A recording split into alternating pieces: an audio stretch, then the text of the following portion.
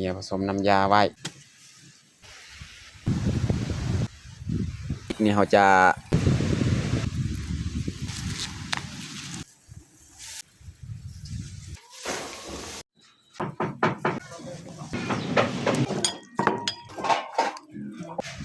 สีนฟานพี่น้อง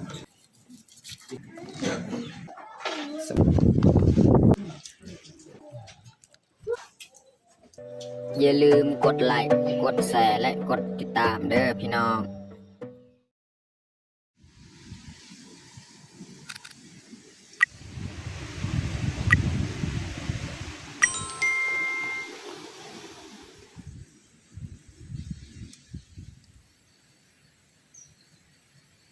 รับสบายดีแล้วก็สวัสดีเบิร์ดสู่ครูสุกคนยินดีต้อนรับเข้าสู่สองบ่าวยืงมื้อนี้พาเมียเข้าให้คือเฮาสิเข้ามาตัดเอามักง่าของเฮาเพราะว่าแต่เมื่อวานนี่แหละลมพัดแห้งยานมักง่าของเฮาอยู่นี่บ่เหลือแล้วยานมันสั่นออกเบิดแหละในของมันพี่น้องเบิ่งลมแห้งขนาดแล้วก็คลิปมื้อนี้น่าจะเสียงรบกวนแห้งเนาะจังไดก็ต้องขออภัยเนาะว่าลมแห้งเนาะอาจจะถ่ายมื้อนี้นี่เสียงดังเพราะว่าลมนี่มันจะดังเวลาเขาถ่ายเนาะลมมาแห้งแต่ว่าแค่แน่อยู่ให้นี่แค่แน่สำนี้นะถ้าว่าอยู่บ้านนี่ลมแห้งขนาดเนาะนี่เขามาแต่เช้าออกจากบ้านลมแห้งโอเคไม่แต่ทุกคนติดตามเบิ้งนะครับสิไปตัดเอาฝักงาของเขาว่ายังเลือดได้เนาะเพราะว่ายันลมพัดเนี่ยมันสั้นมันออกเบิดแหละแล้วไปตัดแล้วมันสั้นอยู่นี่แหละตอนเพียงของเขาแหละไม่ได้ทุกคนติดตามเบิ้งติดตามชมแบบยาวเลย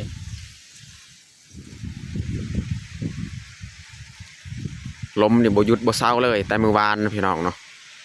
กลางคืนนี่นอนบ่จักหลับถ้าช่วงลมมาแรงนี่พุ่นแหละพี่น้องนี่ต้นมักงาทั้งเทิงหันไปตัดเอาบ่ฮู้ว่าสิยังมีหรือบ่ในของมันลมแรงมันพัดไปพัดมาพุ่นฮอดทางนั้นเลยตัดเอาจักหน่อย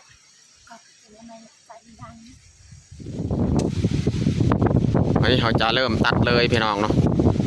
โอ้ลมนี่แห้งลึกพิรามพี่น้องเนาะพี่น้องเบิ่งนี่ต้นไม้ทั้งเทิงฮะ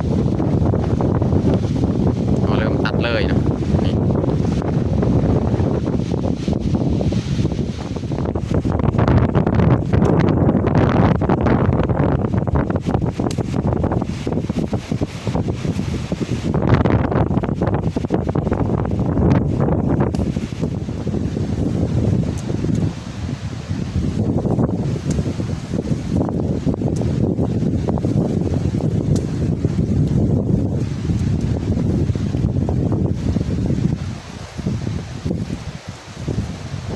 ลมแห้งขนาดน้องเอ้ย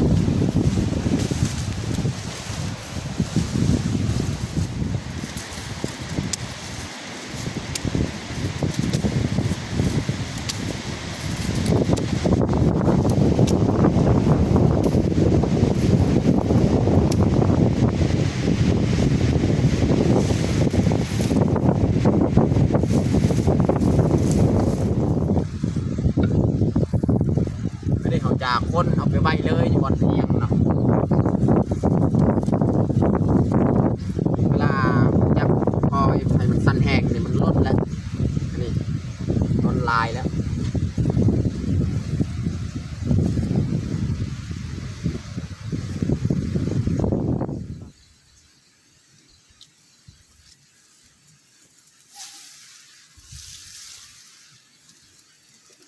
ลมอันนี้ก็หยุดบ่เซาพี่น้องอันนี้เขาจะมาคนตัดแล้วก็คนใบอยู่นี่แหละเอาพูกสะบัดมาจังน้อยจึงมาสั้นตัดเบิดก้อนแล้วจึงมาสั้นนี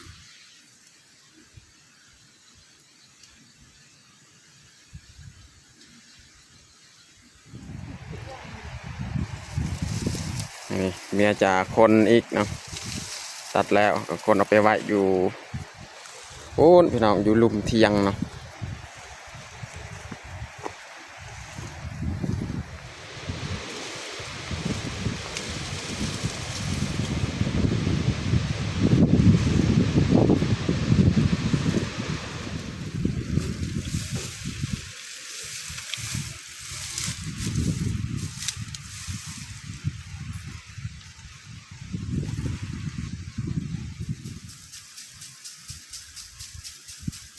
อนนี้ก็เรียบร้อยเอาตัดเอามาคนเบิดนี่แหละมักงาของเขากับบลายปีนี้นะแต่เขาจะสั้นเอาเลยในมัน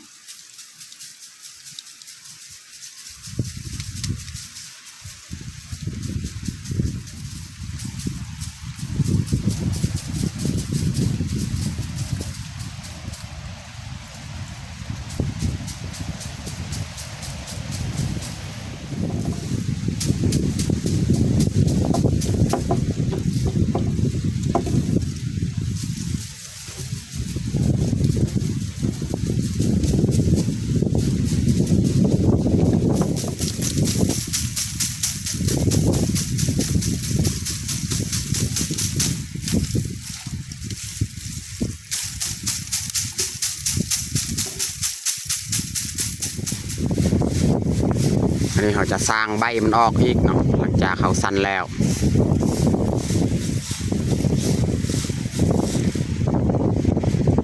ล่มแห้งขนาดนะพี่น้องเนาะบ่เศร้าเลยลม2-3 มื้อเลยอันนี้เขาจะใส่กระดงเลยพี่น้องเนาะนี่ได้เบิดสำนีแล้วพี่น้อง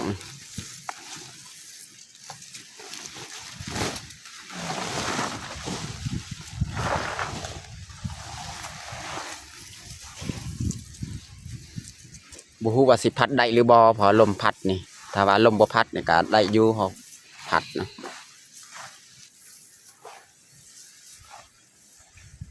บัดสำนี้แหละพี่น้องเนาะตัวนี้นี่เขาเอาไว้อีก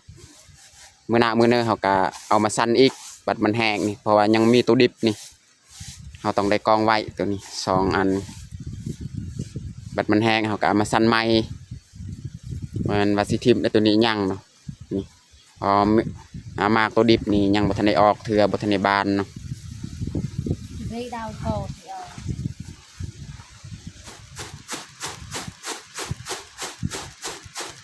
วิธีเขาสั่นเอานี่ใบตัวมันมุนมันยังก็อยู่บอนเดียวนี่ตัวนี้เขาก็เอานี่อะไรแบบมันสะอาดแล้วแบบนี้เขาสั่น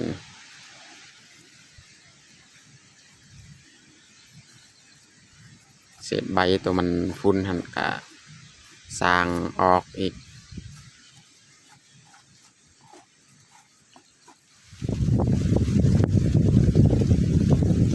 นี่เขาจะยัดไว้เลย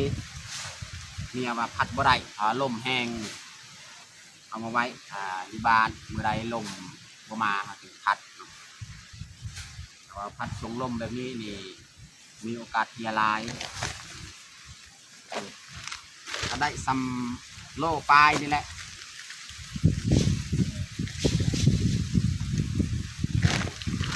นี่ประมาณโลนึงโลปลาย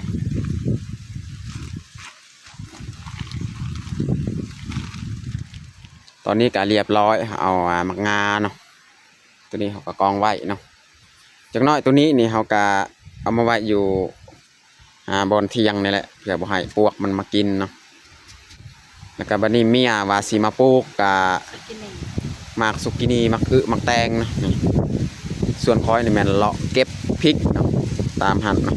คอยเอาถ้วยนี่มานำเก็บหมากพริกสุกโอ้ลมมันนี่ก็บ่หยุดบ่เซาพี่น้องเนาะแล้วก็เมียหาปลูกบอนที่เฮาจูดมือวานแหละตามลุมนี่บอนเฮาจูดมื้อนั้นเนาะนี่เอามาปลูกใส่คอยหาเก็บหมากพริกนะนี่ในกะลายสนิทแล้วมีเอามาในที่พืชผักเขาจะปลูกหมักทิ้งหมักแตงหมักหมักถั่วหมักสาลีเนาะ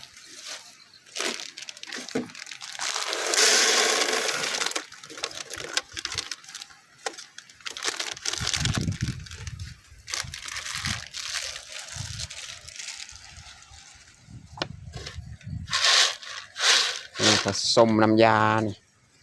เมียผสมน้ำยาไว้ป้องกันแมลงพี่น้อง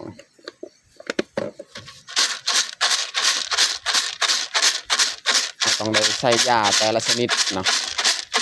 มาก ใดที่เราจะปลูกในตัวใดเราจะปลูกเนาะเราต้องได้ผสมน้ำยาไว้เนาะ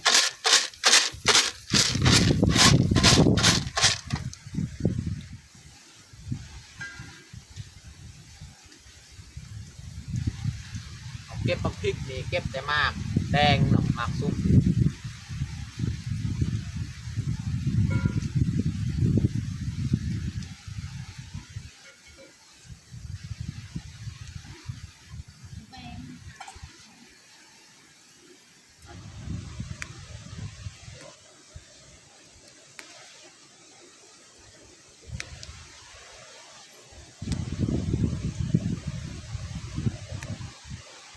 มักพริกกะสุกแล้วเนาะเราต้องได้เก็บเอาตัวใดมันสุกนะพี่น้องเนาะ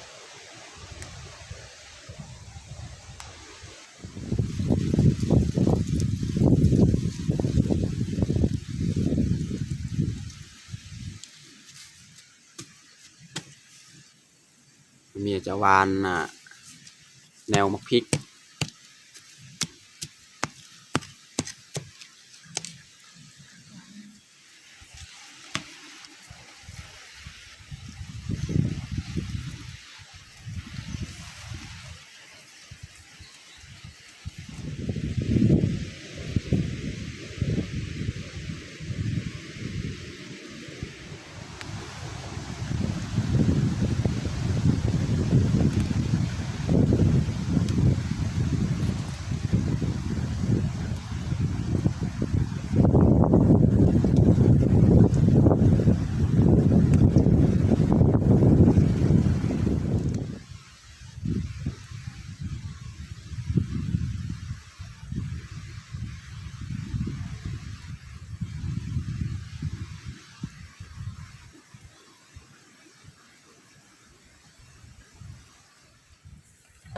มักพริกนี่เขาจะเทไว้บอนเที่ยงเลยเพราะมันเต็มเราต้องได้ไปเก็บไม้มาเทไว้ตัวใดเต็มเนาะ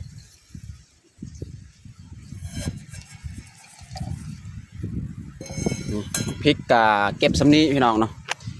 ยังลายยังพริกเก็บเบิดแต่ว่ามันเที่ยงแล้วนี่เขาสิพักนี่เก็บเอาประมาณนี้แหละ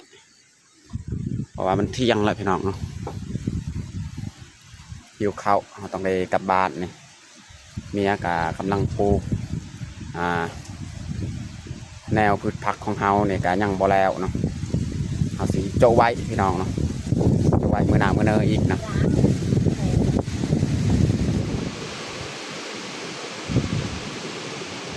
นี่เราจะเก็บยอดบวบ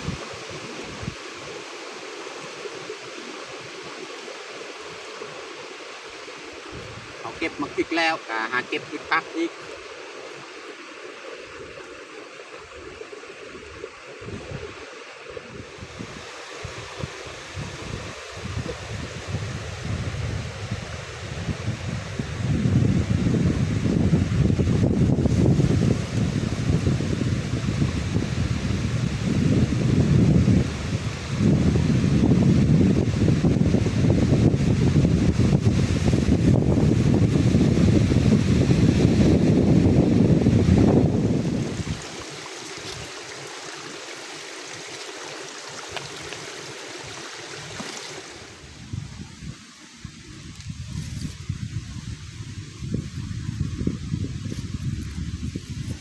เอาหอมป้อมพี่น้อง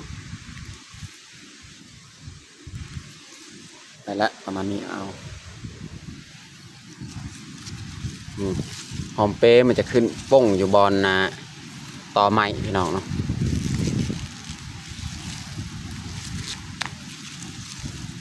ลงเอาเลย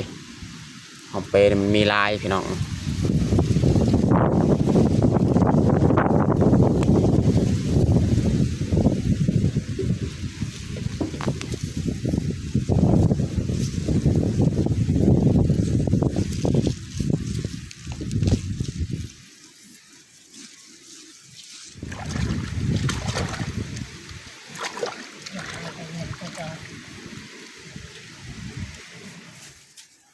นี่เมียจะยัดมักพริกใส่ถุงยางพืชผักเขาก็เก็บแล้วพี่น้องเนาะ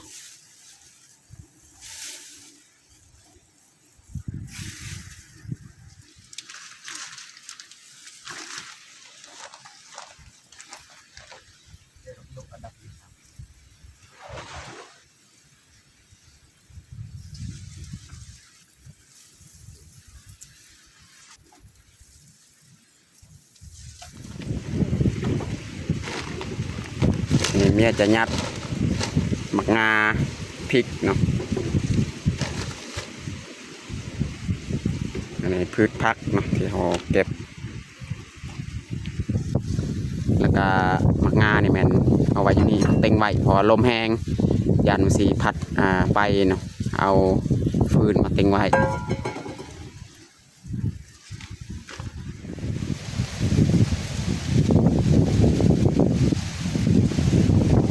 ล่มมาแค่ว่าพี่น้องเอ้ยอันนี้เขาสีเตรียมกลับบ้านเลยม่วงคณิกาใส่บ่ได้มันพัดฟิว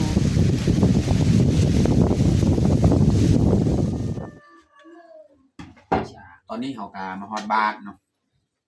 มีเมียจะออกพืชผักเราสิมาเฮ็ดอาหารเที่ยงมื้อนี้เนาะ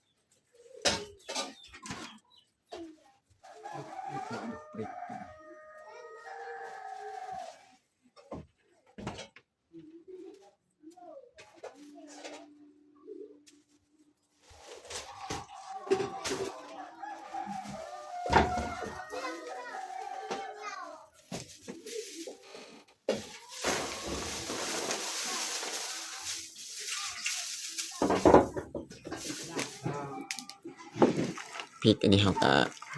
แบ่งปันให้พี่น้องพี่นุ่งจังหน่อยเนาะ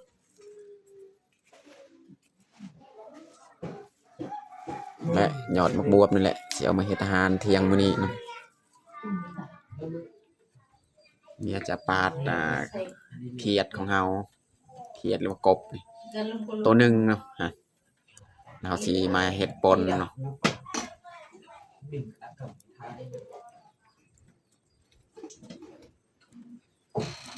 มีอาหารการกินพี่น้อง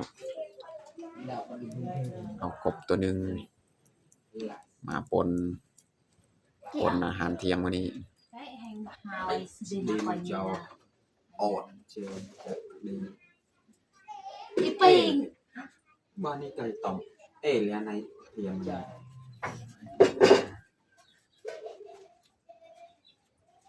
มีความแดงยัง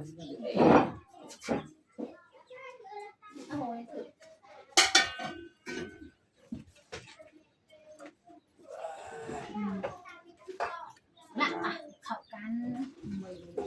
จะมันยุ่งต้องจ่าโม่นี่มาเราอยู่ สิป่าอยู่ จับโม่เดี๋ยวเรา บ้า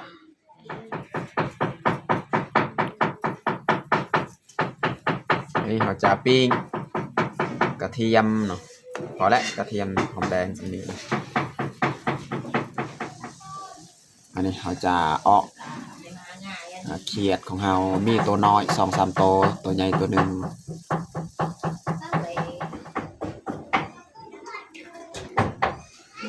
เรียบร้อยเนาะนี่เขาจะปิ้งพริกนิดเนาะ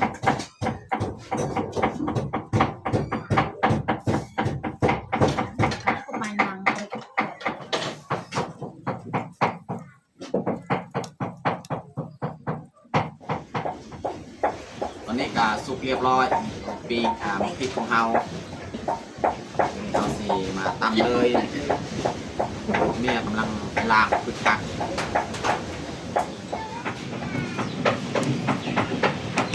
นี่เราจะใส่เกลือเป็นนัวเนาะใส่เกลือเป็นนัวนี่เราจะตำเลย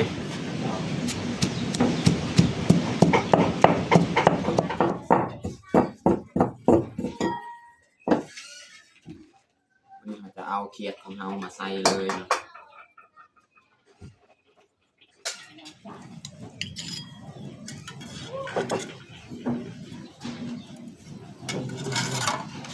จะมาเนียนเลยพี่น้องปลาแดกเนี่ยจักหน่อยใส่ปลาแดกครับพี่น้องล่มนี่แห้งตลอดพี่น้องเลยอยู่บ้านนี่แห้งกลัวอยู่ไฮอีก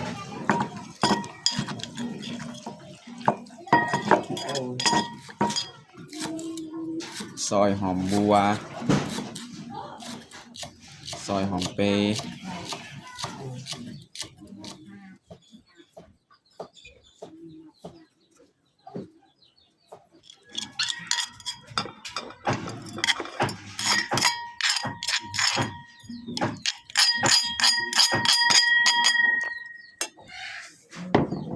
วันนี้เราจะใส่ปลาแดกเนาะพี่น้องเนาะ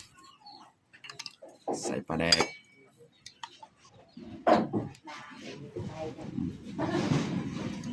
พอแล้วจำนี้ใส่ปลาแดกนะ ถึงหมดจากบริเวณทาง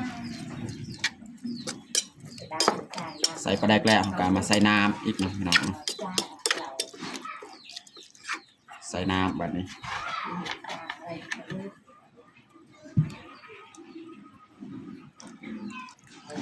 วันนี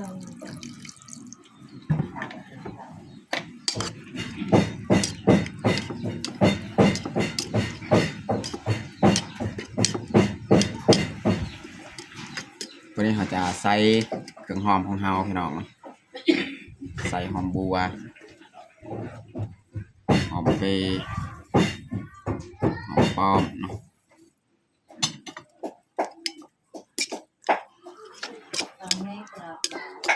เรียบร้อย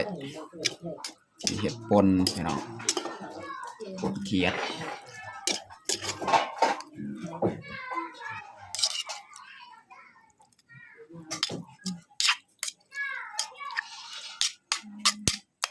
เรียบร้อยวันนี้เราจะใส่ยอดมะอึแล้วก็มาบวบใส่จะลวกเอา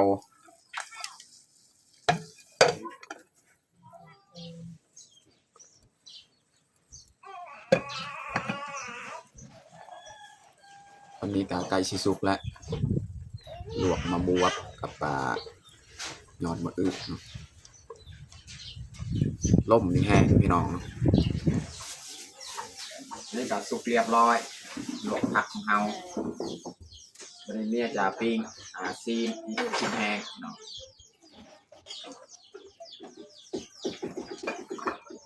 ซีนที่พี่น้องแบ่งมาให้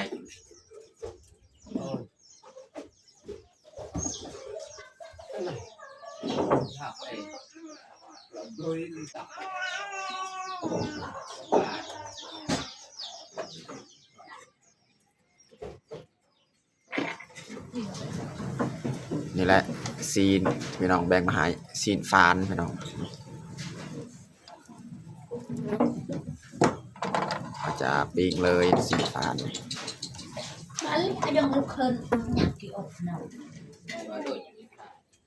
ตอนนี้ก็สุกเรียบร้อยพี่น้องเนาะ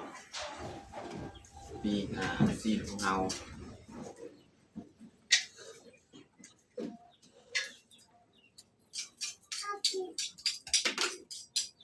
เยอะจะได้นั่นไหม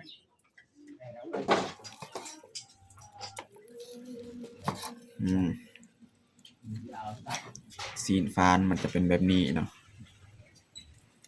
สีมันสีดำๆแบบนี้เวลาเขาปีกเนาะแต่ว่าข้างในมันก็ซ้ำคือกัน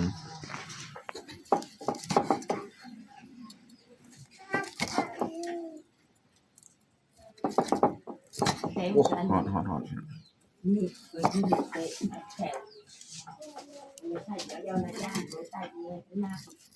เหมือนลูกอย่าพูดเราใช่จะมีเด็กมาดาวไปเราเราดาวดาว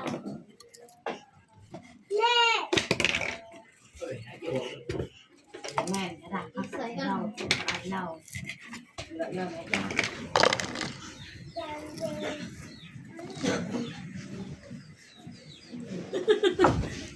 คือมาพริกอีกใส่แจวพี่น้อง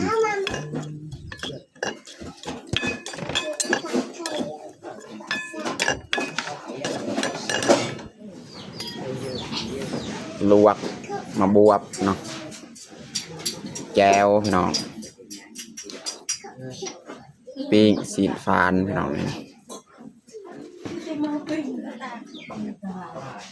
ป่นเขียดพี่น้องเนาะป่นเขียดสำหรับอาหารเที่ยงของเฮากะประมาณนี้แหละพี่น้องเนาะเรียบร้อยแล้วข้าวของเฮาแต่เฮาสิเตรียมลงมือกินข้าวเลยพี่น้องเนาะตอนนี้กะเรียบร้อยเฮาแต่งข้าวของเฮาแต่เราจะลงมือกินข้าวเที่ยงเลยเอามาทุกคนกินข้าวเที่ยงน้ำกันเอาน้องพลอยน้องปางกินข้าวพี่ ที่ยง เอามากินข้าวเที่ยงยำกัน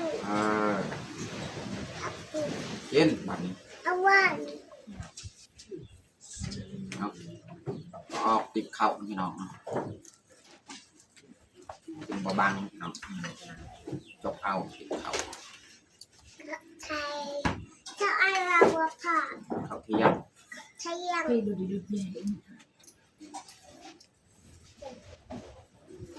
เยอะยังไงแบบ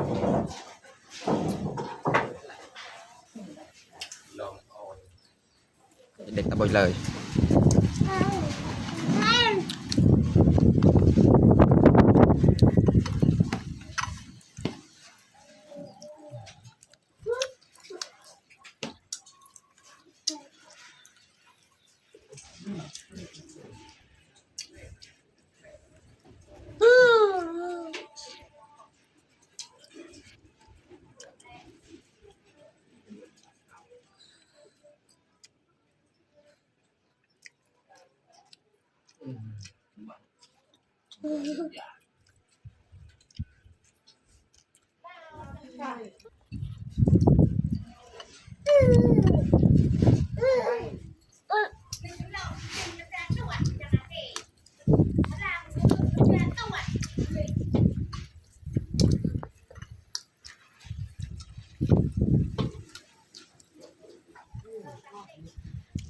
น้องพลอยกินซีนเอากินเลยน้องพลอยกินซีนฟานน้อง